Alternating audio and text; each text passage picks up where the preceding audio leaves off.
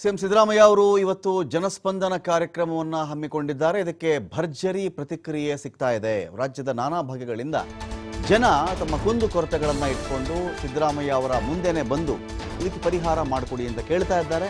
ಅನೇಕ ವಿಚಾರಗಳಿಗೆ ಸ್ಥಳದಲ್ಲೇ ಪರಿಹಾರ ಕೊಡ್ತಕ್ಕಂಥ ಕೆಲಸವನ್ನು ಕೂಡ ಸಿದ್ದರಾಮಯ್ಯ ಅವರು ಮಾಡ್ತಾ ಇದ್ದಾರೆ.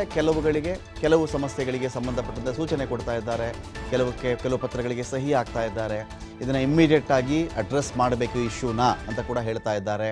ಆರೋಗ್ಯ ಸಮಸ್ಯೆಗಳು, ಆಸ್ಪತ್ರೆ ಸಮಸ್ಯೆ, ಬಿಲ್ ಸಮಸ್ಯೆಗಳಿಗೆ ಸಂಬಂಧಪಟ್ಟಂತೆ ಅಲ್ಲಿಂದ ಅಲ್ಲಿಗೆ ಸಾಕಷ್ಟು ಪರಿಹಾರಗಳನ್ನು ಸಿಎಂ ಸಿದ್ದರಾಮಯ್ಯ ಅವರು ಸೂಚಿಸ್ತಾ ಇದ್ದಾರೆ. ಹಾಗಾಗಿ ಈ ಜನಸಾಗರ ಇಷ್ಟೊಂದು ಜನ ಯಾಕೆ ಬರ್ತಾರೆ ಅಂದರೆ, ಇಲ್ಲಿಗೆ ಹೋದರೆ ಸಾಕಪ್ಪ ನಮಗೊಂದು ಪರಿಹಾರ ಸಿಗುತ್ತೆ ಅಂತ. ಇಲ್ಲಿಗೆ ನಾವು ಹೋದರೆ, ಇವ್ರನ್ನ ಅಟೆಂಡ್ ಮಾಡಿದ್ರೆ, ಇವ್ರನ್ನ ಕಂಡ್ರೆ, ಮುಖತಃ ಇವ್ರನ್ನ ಭೇಟಿ ಮಾಡಿದ್ರೆ, ನಾವು ಏನೋ ಎಷ್ಟೋ ವರ್ಷಗಳಿಂದ ಬಳಲ್ತಾ ಇದ್ದೀವಿ. ಅದು ಆರೋಗ್ಯ ಸಮಸ್ಯೆ ಆಗಬಹುದು, ಆರ್ಥಿಕ ಸಮಸ್ಯೆ ಆಗಬಹುದು, ರಸ್ತೆ, ಕುಡಿಯೋ ನೀರು, ಮನೆ, ಯಾವುದೋ ಪತ್ರ, ಯಾವುದೋ ಅಧಿಕಾರಿ ಕಿರುಕುಳ, ಯಾವುದೋ ಕುಡಿಯೋ ನೀರಿನ ವಿಚಾರ, ಯಾವುದೋ ಕೆರೆ, ಯಾವುದೋ ಜಮೀನು, ಹೊಲ, ಬೆಳೆ, ಅದಕ್ಕೆ ಸಿಗ್ತಿರ್ತಕ್ಕಂಥ ಬೆಲೆ, ಎಲ್ಲ ವಿಚಾರಗಳು, ಬೇಕಾದಷ್ಟು ವಿಷಯಗಳಿರಬಹುದು. ಇಲ್ಲಿ ಎಲ್ಲವುಗಳಿಗೆ ಸ್ಥಳದಲ್ಲೇ ಪರಿಹಾರ ಸೂಚಿಸುವ ಅಥವಾ ಕೊಡುವ ಈ ಒಂದು ಕೆಲಸವನ್ನು ಇದೀಗ ಸಿದ್ದರಾಮಯ್ಯ ಅವರು ಮಾಡ್ತಾ ಇದ್ದಾರೆ. ರಾಜ್ಯದ ಮೂಲೆ ಮೂಲೆಗಳಿಂದ ಜನ ಬಂದಿದ್ದಾರೆ ಜನಸ್ಪಂದನ ಕಾರ್ಯಕ್ರಮಕ್ಕೆ. ವಿಧಾನಸೌಧದ ಗ್ರ್ಯಾಂಡ್ ಸ್ಟೇರ್ಸ್ ಇದೆಯಲ್ಲ, ಗ್ರ್ಯಾಂಡ್ ಸ್ಟೆಪ್ಸ್, ಮಹಾಮೆಟ್ಟಿಲುಗಳು, ವಿಧಾನಸೌಧದ ಮುಂದೆ ಆ ಮಹಾಮೆಟ್ಟಿಲುಗಳಿದೆಯಲ್ಲ, ಅದು ಬಹಳಷ್ಟು ಐತಿಹಾಸಿಕ. ಆ ಮೆಟ್ಟಿಲುಗಳು ಎಂಥೆಂಥ ಮಹಾನುಭಾವರು ಅದರ ಮೇಲೆ ಪ್ರಮಾಣ ವಚನ ಸ್ವೀಕರಿಸಿದ್ದಾರೆ ಅಂತ. ಅದೇ ಮೆಟ್ಟಿಲುಗಳ ಮುಂಭಾಗದಲ್ಲಿ ಇದೀಗ ಸಿದ್ದರಾಮಯ್ಯ ಅವರು ಜನಸ್ಪಂದನ ಕಾರ್ಯಕ್ರಮ ಹಮ್ಮಿಕೊಂಡಿದ್ದಾರೆ. ಜನರ ಬಳಿನೇ ಹೋಗಿ ಖುದ್ದು ಅರ್ಜಿಯನ್ನು ಸ್ವೀಕರಿಸ್ತಾ ಇದ್ದಾರೆ ಸಿದ್ದರಾಮಯ್ಯ ಅವರು. ನಾನು ನಿಮ್ಮಗಳ ಪ್ರತಿನಿಧಿ, ನೀವೇ ನನ್ನ ಹತ್ರ ಬರಬೇಡ್ರಪ್ಪ, ನಾನೇ ನಿಮ್ಮ ಹತ್ರ ಬರ್ತೀನಿ ಅಂತ ಹೋಗಿ ಅಪ್ಲಿಕೇಶನ್ಸ್ ಅಥವಾ ಅರ್ಜಿಯನ್ನು ಸ್ವೀಕರಿಸ್ತಾ ಇದ್ದಾರೆ. ಸಾಯಂಕಾಲ 6 ಗಂಟೆವರೆಗೂ, ಏನೋ ಈಗ ಒಂದು ಅರ್ಧ ಗಂಟೆ, 1 ಗಂಟೆ, 1/4 ಗಂಟೆ ಅಲ್ಲ, ಸಂಜೆ 6 ಗಂಟೆವರೆಗೂ ಕೂಡ ಜನರ ಸಮಸ್ಯೆಗಳು ಏನಿದೆ ಅಂಥೇಳಿ, ಸಮಸ್ಯೆಗಳಿಗೆ ಏನಾಗುತ್ತೆ, ಎಷ್ಟೋ ಸಲ ಈ ಡಾಕ್ಟ್ರ್ ಬಳಿ ಹೋಗ್ತಾರೆ ಜನ. ಡಾಕ್ಟ್ರ್ ಬಳಿ ಹೋಗ್ತಾ ಇದ್ದೀವಿ ಅನ್ನೋದೇ ನನ್ನ ಆರೋಗ್ಯ ಸರಿಯಾಗಿಬಿಡುತ್ತೆ ಅಂತ ಒಂದು ಆತ್ಮವಿಶ್ವಾಸ ಬರೆಸುವಂಥ ಒಂದು ವಿಚಾರ ಅದು. ಕೆಲವರು ಇನ್ನೂ ಚೆನ್ನಾಗಿ ಹೇಳ್ತಾರೆ. ಕೆಲವರು ಆ ಡಾಕ್ಟರ್ ಹತ್ರ ಮಾತಾಡ್ಕೊಂಡು ಬಂದರೆ ಸಾಕು, ಅವ್ರ ಕೈಗುಣ ಚೆನ್ನಾಗಿದೆ, ವಾಸಿಯಾಗಿಬಿಡುತ್ತೆ ಅಂಥೇಳಿ ಒಂದು ಆತ್ಮವಿಶ್ವಾಸ. ನನ್ನ ಕೂಗನ್ನು ಕೇಳೋಕ್ಕೆ, ನನ್ನ ಸಮಸ್ಯೆ ಕೇಳೋಕ್ಕೆ 2 ಕಿವಿಗಳಿದೆಯಲ್ಲ, ನನ್ನ ಸಮಸ್ಯೆ ನೋಡಲಿಕ್ಕೆ 2 ಕಣ್ಣಿದೆಯಲ್ಲ, ಇದು ಬಹಳ ಇಂಪಾರ್ಟೆಂಟ್ ಆಗುತ್ತೆ. ಅಂಥದ್ದೇ ಕೆಲಸವನ್ನು ಇದೀಗ ಸಿದ್ದರಾಮಯ್ಯ ಅವರು ಮಾಡ್ತಾ ಇದ್ದಾರೆ. ಹಾಗಾಗಿ ನಾಡಿನ ಮೂಲೆ ಮೂಲೆಗಳಿಂದ ಜನ ತಮ್ಮ ಬೇರೆ ಬೇರೆ ರೀತಿಯ ಸಮಸ್ಯೆಗಳನ್ನು, ಅಹವಾಲುಗಳನ್ನು ಇಟ್ಕೊಂಡು ಬಂದಿದ್ದಾರೆ. ಇಲ್ಲಿ ಸಾಯಂಕಾಲ 6 ಗಂಟೆವರೆಗೂ ಕೇಳ್ತಾರಂತೆ ಸಿದ್ದರಾಮಯ್ಯ ಅವರು ಯಾರ ಪ್ರಾಬ್ಲಮ್ ಏನು ಅಂತ ಹೇಳಿ.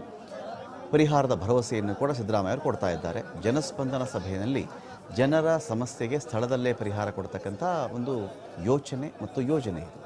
ನಿಮ್ಮ ಮುಂದೆ ನಾವು ಇದ್ದೀವಿ ಅಂತ ಹೇಳಿ ಧೈರ್ಯ ಹೇಳಿದ್ದಾರೆ ಸಿದ್ದರಾಮಯ್ಯ ಅವರು.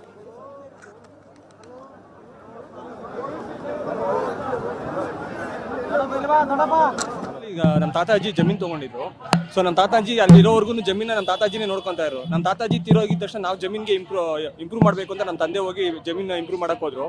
ಅಲ್ಲಿ ಊರಲ್ಲಿರೋರೆಲ್ಲ ಏನು ಮಾಡ್ತಾ ಇದ್ದಾರೆ, ಒತ್ತುವರಿ ಮಾಡ್ಕೊಂಡ್ಬಿಟ್ಟಿದ್ದಾರೆ ನಮ್ಮ ಜಾಗನ. ಅವ್ರು ಬಂದು ಪೊಲಿಟಿಕಲಿ ಬ್ಯಾಕ್ಗ್ರೌಂಡ್ ಇರೋರು. ಸೊ ಒತ್ತುವರಿ ಮಾಡ್ಕೊಂಡು ನಾವೇನಾರ ಊರಿಗೆ ಹೋದ್ರೆ ಸಾಕು, ನಮ್ಮ ಮೇಲೆ ಗಲಾಟೆಗಳು ಮಾಡಕ್ಕೆ ಬರ್ತಾರೆ.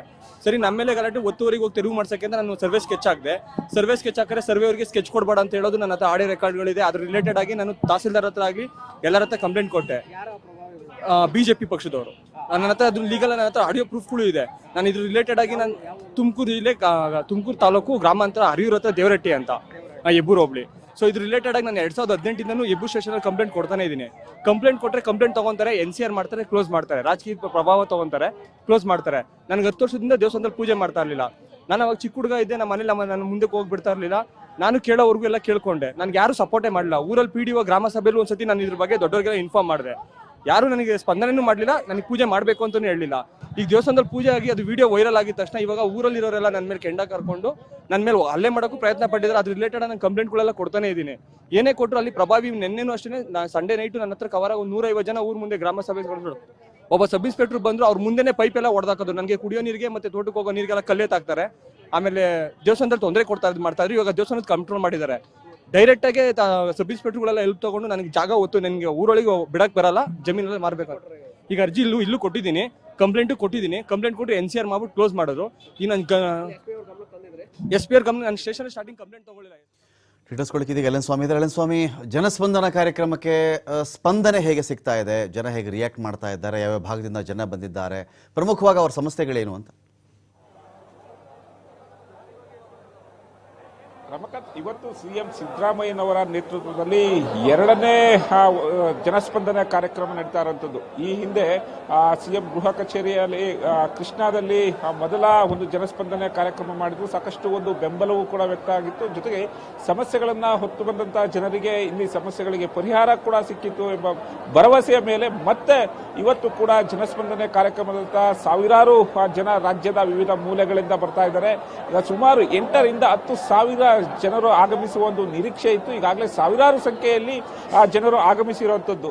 ಅದರಲ್ಲೂ ವಿಶೇಷವಾಗಿ ಇವತ್ತು ವಿಧಾನಸೌಧದ ಮುಂಭಾಗದಲ್ಲಿ ಅಂದ್ರೆ ಗ್ರ್ಯಾಂಡ್ ಸ್ಟೆಪ್ ಮುಂಭಾಗದಲ್ಲಿ ಇವತ್ತು ಆ ಜನಸ್ಪಂದನೆ ಕಾರ್ಯಕ್ರಮ ಏರ್ಪಡಿಸಿರುವಂಥದ್ದು.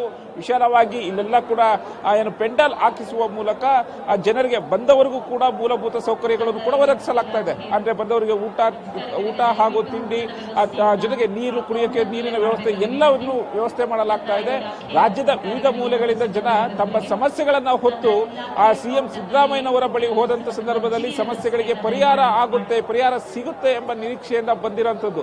ಜೊತೆಗೆ ಇಷ್ಟು ದಿನ ಸರ್ಕಾರದ ಬಳಿ ಜನ ಬಂದು ತಮ್ಮ ಕೆಲಸಗಳನ್ನ ಮಾಡಬೇಕಿತ್ತು. ಆದ್ರೆ ಇವತ್ತು ಸರ್ಕಾರವೇ ಜನರ ಬಳಿ ಹೋಗಿ ಕೆಲಸ ಮಾಡ್ತಿರುವಂತಹ ಒಂದು ನಿದರ್ಶನ ಕೂಡ ಇವತ್ತು ಇರುವಂತದ್ದು. ಅಂದ್ರೆ ವಿಧಾನಸೌಧದ ಒಳಗಡೆ ಇವತ್ತು ಇದ್ದಂತಹ ಒಂದು ಕಚೇರಿಗಳು ಎಲ್ಲವೂ ಕೂಡ ವಿಧಾನಸೌಧದ ಮುಂಭಾಗ ಇದೆ. ಜನರ ಬಳಿ ಬಂದಿರುವಂತದ್ದು ಕೂಡ ಒಂದು ವಿಶೇಷ. ಹಾಗಾಗಿ ಇವತ್ತು ಎಲ್ಲ ಇಲಾಖೆಗಳ ಸುಮಾರು 36 ಇಲಾಖೆಗಳ ಎಲ್ಲ ಅಧಿಕಾರಿಗಳು ಕೂಡ ಇವತ್ತು ವಿಧಾನಸೌಧದ ಮುಂಭಾಗದಲ್ಲಿ ಇರುವಂತದ್ದು.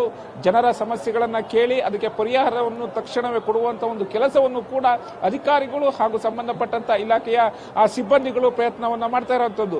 ಜೊತೆಗೆ ಸಿಎಂ ಸಿದ್ದರಾಮಯ್ಯ ಅವರು ಕೂಡ ಜನರ ಬಳಿ ಹೋಗಿ ನೇರವಾಗಿ ಅಹವಾಲನ್ನ ಸ್ವೀಕರಿಸಿದ್ರು. ಅಂದ್ರೆ ಜನರ ಬಳಿಯೇ ಹೋಗಿ ಅವರ ಒಂದು ಸಮಸ್ಯೆಗಳನ್ನ ಕೇಳಿ ಸಂಬಂಧಪಟ್ಟಂತ ಅಧಿಕಾರಿಗಳಿಗೆ ಆ ಸಮಸ್ಯೆಗಳನ್ನ ಬಗೆಹರಿಸುವಂತೆ ಒಂದು ಸೂಚನೆಯನ್ನ ಕಟ್ಟಾಜ್ಞೆಯಾಗಿ ಕೊಟ್ಟಿರುವಂತದ್ದು.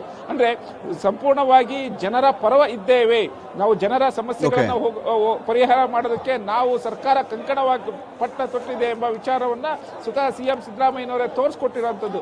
ಜೊತೆಗೆ ಇನ್ನೊಂದು ವಿಶೇಷ ಅಂದ್ರೆ ರಮಕಾಂತ್, ಇವತ್ತು ಜಿಲ್ಲೆಯಾದ್ಯಂತ ಎಲ್ಲ ಸಿಇಒ ಹಾಗೂ ಡಿಸಿಗಳನ್ನು ಕೂಡ ವಿಡಿಯೋ ಕಾನ್ಫರೆನ್ಸ್ ಮೂಲಕ ಅವರ ಒಂದು ಸಂಪರ್ಕಕ್ಕೆ ತೆಗೆದುಕೊಂಡು ಅವರ ಜೊತೆಯೂ ಕೂಡ ಸಮಸ್ಯೆಗಳನ್ನ ಪರಿಹರಿಸುವಂತ ಕೆಲಸವನ್ನ ಮಾಡೋದಕ್ಕೆ ಸಿಎಂ ಸಿದ್ದರಾಮಯ್ಯನವರು ಮುಂದಾಗಿರುವಂತದ್ದು.